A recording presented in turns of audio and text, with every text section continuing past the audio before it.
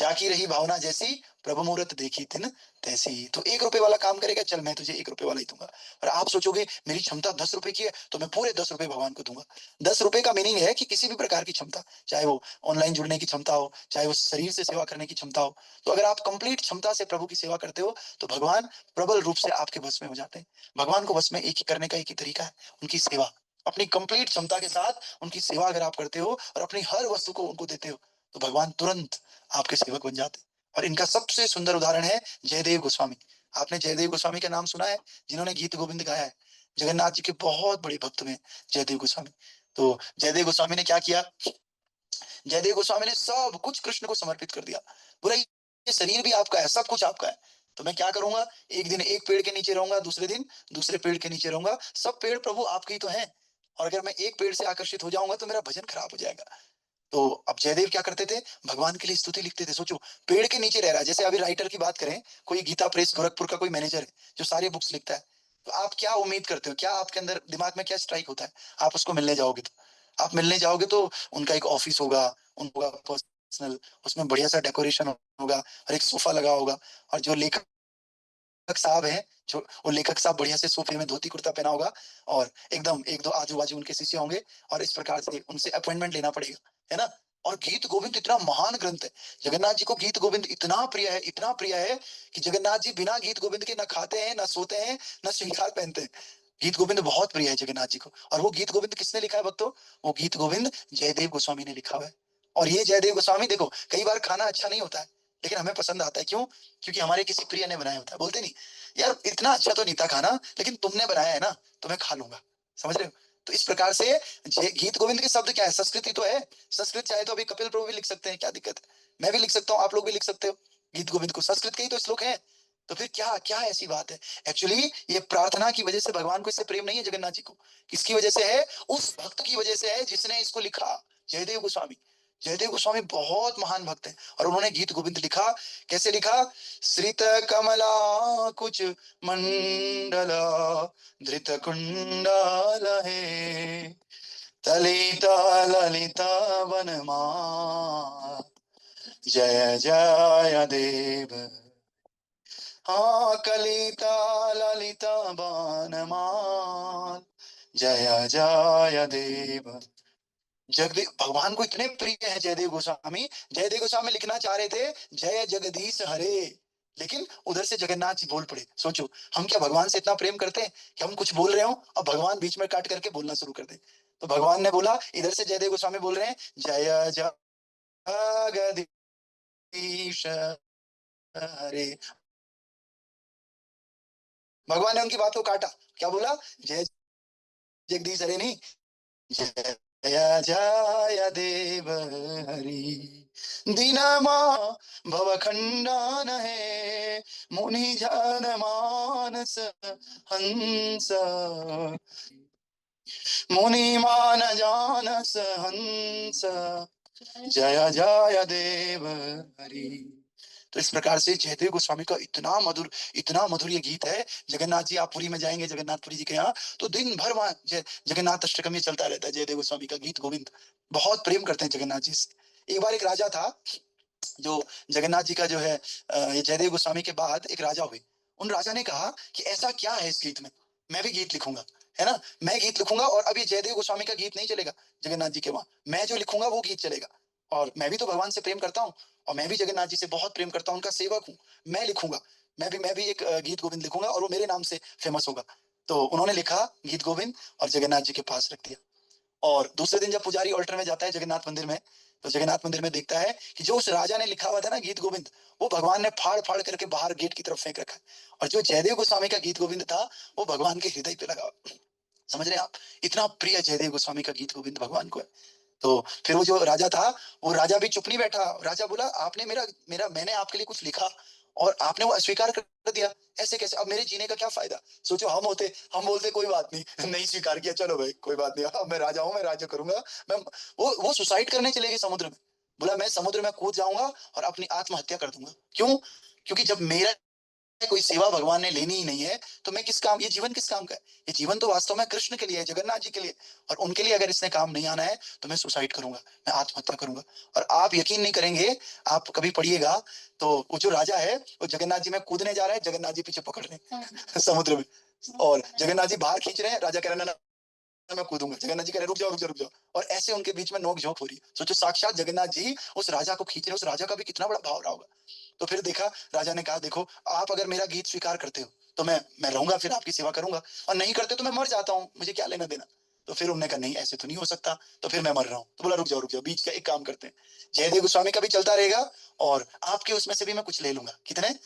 4 वर्ष में जो है 4 श्लोक आपके गीत गोविंद में से भी ले लूंगा। तब जाकर के इन दोनों को मिक्स किया, और मिक्स करके अब ये पूरा गीत गोविंद के नाम से ही फेमस हो गया। अब उस राजा के कौन से वर्ष हैं ये तो हमें नहीं पता, लेकिन इसमें से हैं कुछ वर्ष उस राजा के हैं और कुछ जयदेव गोस्वामी के। अब बताओ, हम कह रहे हैं हम किसके पीछे हैं? जन्म देही स्त्रीम देही पुत्रम देही। हम इसके पीछे हैं कि हमें दो दो, दिन भर मेहनत कर रहे हैं, निर्जला छोड़ छोड़ के मेहनत कर रहे हैं। लेकिन वो जयदेव गोस्वामी जो पेड़ के नीचे रहता है, भगवान जगन्नाथ ने पता क्या बोला? जगन्नाथ जी ने कहा गीत गोविंद का लेखक और तुम पेड़ के नीचे रहोगे? ऐसा पॉसिबल नहीं है भैया, मैं कैसे रहने दूंगा तुम्हें पेड़ के नीचे। समझ रहे हो? तो एक राजा था ब्राह्मण, एक ब्राह्मण था। उस ब्राह्मण की एक बिटिया, उस ब्राह्मण के घर कोई संतान नहीं हो रही थी। तो उस ब्राह्मण ने कहा कि भगवान मुझे संतान दे दो, संतान दे दो। और लास्ट में जब संतान नहीं हो तो उसने कहा मैं आपकी सेवा में दे दूंगा जगन्नाथ जी, आप संतान दो तो सही, मैं बाद में जब बड़ी होगी ये संतान मेरी, चाहे लड़का हो चाहे लड़की हो, मैं इसको आपकी सेवा में दे दूंगा। जगन्नाथ जी ने कहा ओके तथास्तु, यही तो चाहिए था।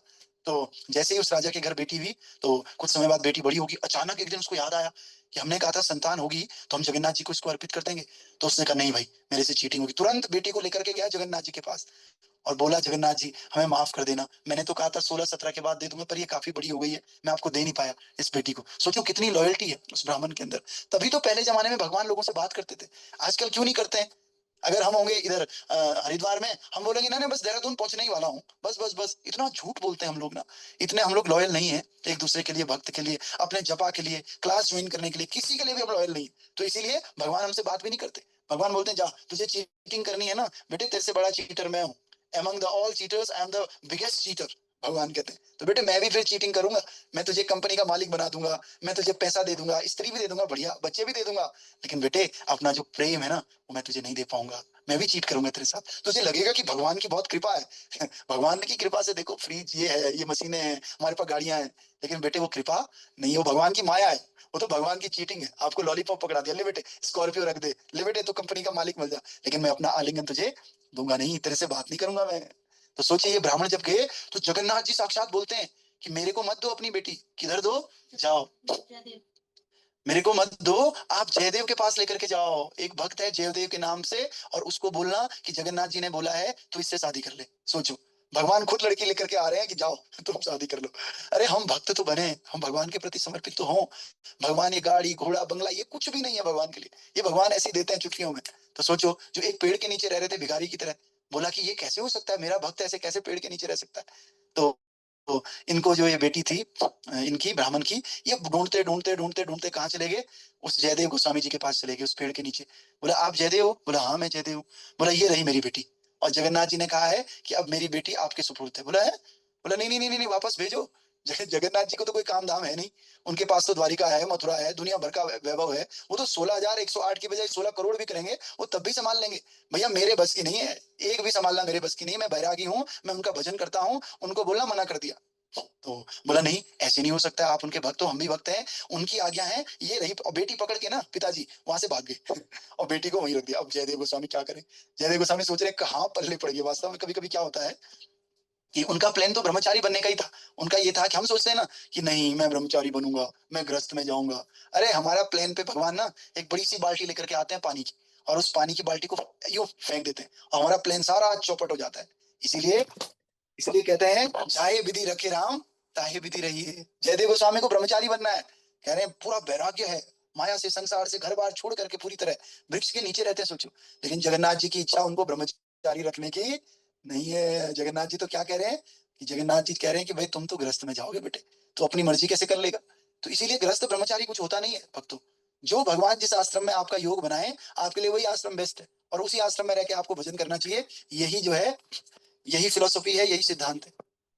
तो इस प्रकार से जयदेव गोस्वामी सोच रहे हैं यार कहाँ पल्ले पड़ गई ये लड़की, मैं तो, और सोच रहे हैं कि रुक जाओ रात को तो ये सोएगी ना, जैसे ही ये सोएगी मैं तुरंत यहाँ से उठ के चले जाऊंगा।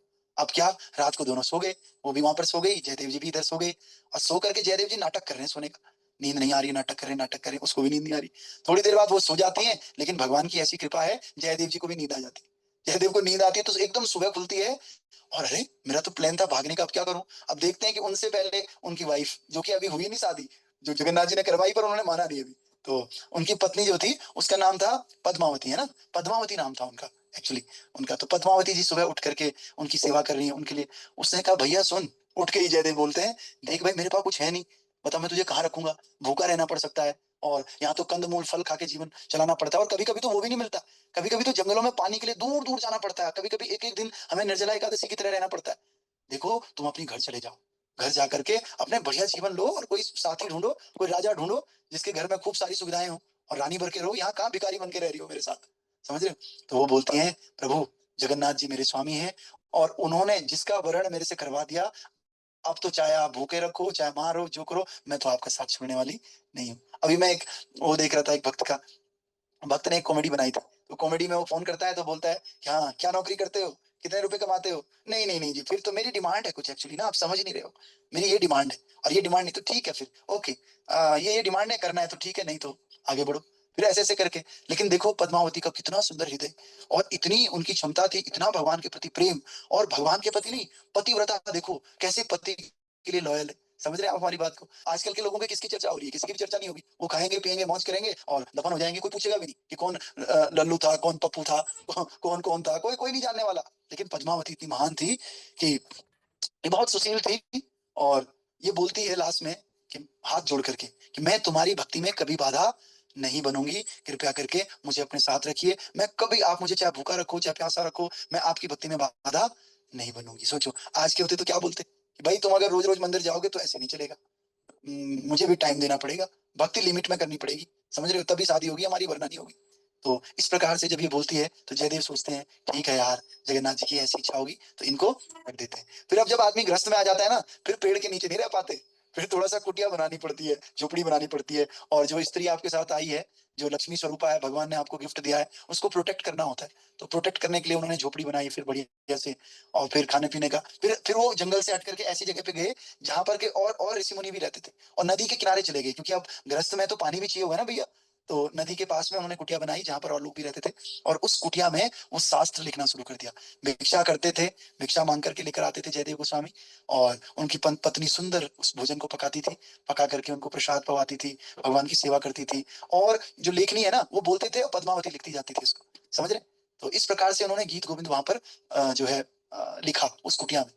तो सोचिए एक बार वो भगवान की लीलाएं देखते थे, ऐसे नहीं जयदेव गोस्वामी कहीं शास्त्र से थोड़ा नेट से उठा दिया, थोड़ा वेदावेद से उठा दिया, उठा करके एक प्रेजेंटेशन दे दिया, ऐसा नहीं, वो भगवान की लीलाएं देखते थे, और जो लीलाएं वो देखते थे उसी को लिखते थे। तो एक दिन उन्होंने लीला देखी कि राधा रानी जो है ना, भगवान कृष्ण के सर पे चरण रख रही है अपने पैर, तो उनका माथा छन्न हो गया, ऐसे कैसे हो सकता है, इतने ब्रह्मांड के स्वामी, नहीं नहीं है। तो राधा रानी के चरण कृष्ण दबा रहे हैं और इधर रख रहे हैं सर पे, तो फिर क्या हुआ, इन्होंने कहा ऐसा तो नहीं हो सकता भैया, भैया ये गलत है। उन्होंने पहले लिख भी दिया आधा आधा, लिख करके उसको काट दिया कि नहीं ऐसा तो नहीं हो सकता, अगर मैंने ये किसी को बताया तो लोग तो मुझे पागल समझेंगे, मेरी बीवी भी पता नहीं क्या सोचेगी, ये राधा कृष्ण का एक गर्लफ्रेंड बॉयफ्रेंड वाला प्यार है क्या, जो ये ऐसा आपस में, और ये तो अपराध कर बैठेगी। तो उन्होंने इसको काट दिया, नहीं नहीं ऐसे नहीं हो सकता, और काट करके लेखनी को वहीं पे रखा, और बीवी को बोला पद्मावती को कि मैं जरा स्नान करके आ रहा हूँ, आप मेरे लिए भोजन तैयार रखना। तो ये स्नान करने के लिए गए, जैसे ही जयदेव स्नान करने गए, वहां से ठाकुर जी तुरंत प्रकट हो गए, और ठाकुर जी ने किसका रूप रखा हुआ है, जयदेव का ही रूप रखा हुआ है, और आगे तुरंत तुरंत आकर के कहते हैं भैया मुझे खाना लगाओ। बोला अरे इतनी जल्दी कैसे आ गए तुम। तो एक्चुअली जयदेव गोस्वामी को पूरा 3-4 घंटा लगता था वापस आने में। वो जब जाते थे और नदी में स्नान करने पहले प्रणाम करते थे, आचमन करते थे, सारे देवी देवताओं को प्रणाम करते थे, और फिर जाकर के पहले एक हाथ रखते थे, स्नान करने के लिए चाहिए होता था। तो पद्मा कह रही है आज जल्दी था, मैंने फटाफट कर लिया, तुम खाना लगाओ मेरे लिए। फटाफट खाना खाया भगवान ने, जो कि जयदेव के रूप में आ रखे। बोला यार मैं थोड़ा लिख रहा हूँ, तुम भी खा लो अब, और मैं थोड़ा सा मेरा जो काम रह गया उसको पूरा कर रहा हूँ। अंदर गए भगवान स्वयं जयदेव के रूप में, नकली जयदेव, और जाकर के जो लाइन मिटा के जयदेव गोस्वामी गए थे उस लाइन को दोबारा लिख दिया, और उसमें अपना हस्ताक्षर कर दिया। आहा, जयदेव गोस्वामी जी ने, समझ रहे हैं आप। और फिर बोला कि मुझे डिस्टर्ब मत करो, मैं आराम कर रहा हूँ। अब 1 घंटा हो गया, पत्नी आराम-आराम से, औरतें थोड़ा आराम से ही खाती हैं, माताएँ, तो आराम-आराम से खा रही हैं, खा के पत्तल-वत्तल बर्तन धुल रही हैं। बर्तन धुलते हुए उन्होंने देखा कि अरे! नोक जयदेव गोस्वामी ने नोक किया, तो बोला, "अरे!" तो अचंभित हो गई, "तुम बाहर कैसे चले गए? तुम तो अंदर कमरे में आराम कर रहे थे, तुम बाहर कैसे गए?" बोला, "बाहर? मैं तो अभी आ रहा हूँ।" तो बोला, रुक जाओ, तो मुझे कोई बहरूपियो दिख रहा है, मैं अंदर जाके तो देखूँ।" अंदर देखा तो जो नकली जयदेव थे, भगवान, वो तो है ही नहीं कमरे में, वो तो चले गए। तो बोला, "अरे! ऐसे कैसे हो सकता है?" जयदेव ने कहा, "यार तू पहले खोल, पहले दरवाजा तो खोल, अड़ोसी-पड़ोसी देख रहे हैं, लोग सोचेंगे बताओ, लोग क्या सोचेंगे?" तो फटाफट दरवाजा खोला, खोल के अंदर आए, तो बोला, "अरे! तुम मुझे ये बताओ क्या हुआ?" बोला, "अरे! पहले उन्होंने प्रसाद पाया, प्रसाद पाके तुरंत कमरे में गए और वहाँ लिखने लग गए।" बोला, "अच्छा दिखा तो कहाँ पर?" तो वहाँ गए तो देखा कि जो जयदेव गोस्वामी ने लिखा था उसको मिटा दिया, जो कट किया था, और नीचे अच्छे शब्दों में भगवान ने वही वाक्य दोबारा लिखा हुआ है। जयदेव गोस्वामी इतने सन्न हो गए, बोले, "अरे! तुमने भगवान का दर्शन किया और मैं दर्शन नहीं कर पाया? अरे! पद्मा, ये साक्षात भगवान थे जो लिख कर के गए हैं।" और जो लिखा था भगवान ने लेखनी, उसको जयदेव गोस्वामी पागलों की तरह चूमने लग गए कि अरे! ये भगवान ने लिखा हुआ है। तो इस प्रकार से सोचो, ऐसे जयदेव जिनके घर में आकर के भगवान लिख करके जाते हैं, ऐसे जयदेव गोस्वामी, ऐसे भक्तों को भगवान प्रेम करते हैं। इसीलिए हमने आपको क्या कहा, शुद्ध भक्त चरण रेणु भजनानुकूला भक्त सेवा परम सिद्धि प्रेम लतिकार मूला। इसीलिए हम अगर शुद्ध भक्तों की वाणी सुनते हैं, शुद्ध भक्तों की सेवा करते हैं, तो भगवान बहुत प्रसन्न होते हैं। और क्या कह रहे हैं, भगत सेवा परम सिद्धि, भक्तों की सेवा से बड़ी कोई सिद्धि संसार में है ही नहीं। और प्रेम लतिकार मूल, इससे हमारे अंदर भगवान के लिए प्रेम उमड़ता है। अगर आप भक्ति में वास्तव में वृद्धि करना चाहते हैं, वास्तव में अपने जीवन को खुशहाल बनाना चाहते हैं, तो शुद्ध भक्तों की संगति करनी होगी और शुद्ध भक्तों की सेवा करनी होगी, उनकी वाणी की सेवा करनी होगी। यही वास्तव में सबसे बड़ी सिद्धि है। भक्ति विनोद ठाकुर अपने भजन में इसको कह रहे हैं।